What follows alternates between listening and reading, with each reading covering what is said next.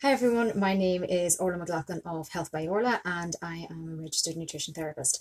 Thank you so much, Ciara, for asking me to get involved in this, the Mindful Christmas movement, because I think it's fantastic. I think Christmas can be, and the period up to Christmas can be very, very stressful and overwhelming time for people. So if there's anything we can do to try and simplify that and create a calmer message, then I'm all on board. So for me, there's two things that I would say to people.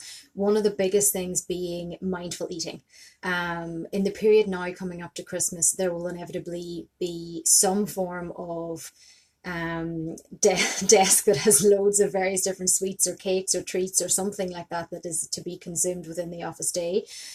So being mindful of those kind of things that you're consuming. And also when you're in the Christmas period, you will inevitably travel from different people's houses, and you will then as well consume either a huge amount more liquid calories in the form of alcohol or drinks, or also sweets and various different things like that that are passed around. So I think I'm not saying stop doing that, but what I'm saying is trying to bring a little bit more mindfulness to that and being aware of what you're consuming, because we do overconsume, we do overindulge at this time of the year. And it leads us to that feeling of having to deprive ourselves and having to diet in January, which will bring me on to my second point. But to finish this one is that be very, very aware of what you're putting in your mouth, and be okay with it, but be aware of it, so that you're accountable, so that you're not unconsciously just stuffing your face. You're more in a position then to kind of refuse and say, no, I'm actually fine because I've just eaten, or and that's okay as well, allowing yourself to say no. You don't always have to, consume everything that's being offered around. So that will be my first thing, is definitely being aware of mindful eating and what you're actually consuming on a daily basis between now and during the Christmas period.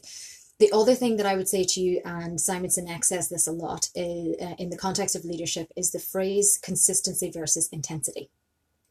And what that basically means is that if we can look at trying to be consistent with our health goals now, we do not have to do this period of intensity in January, which leads to deprivation, which leads to dieting, which leads to, self-doubt and feeling horrible about ourselves and all of this kind of stuff, guilt and shame and all of these horrible emotions.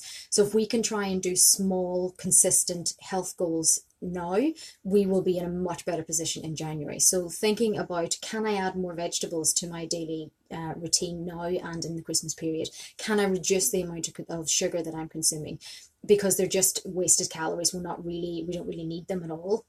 So can I reduce that? And also look at liquid calories as well, in the form of alcohol and really sugary drinks and coffees and things like that as well. So if there's a way that you can be more consistent with the small things now, you're then in a better position to help yourself in January, where you don't have to do that period of intensity, that period of dieting, that period of I need to give all of these up. So try to do things a little bit more consistently, because it's an awful lot more sustainable. You'll achieve an awful lot more. You'll feel an awful lot better about yourself. Doesn't really make sense, but I'm putting it up anyway. So you'll feel better about yourself.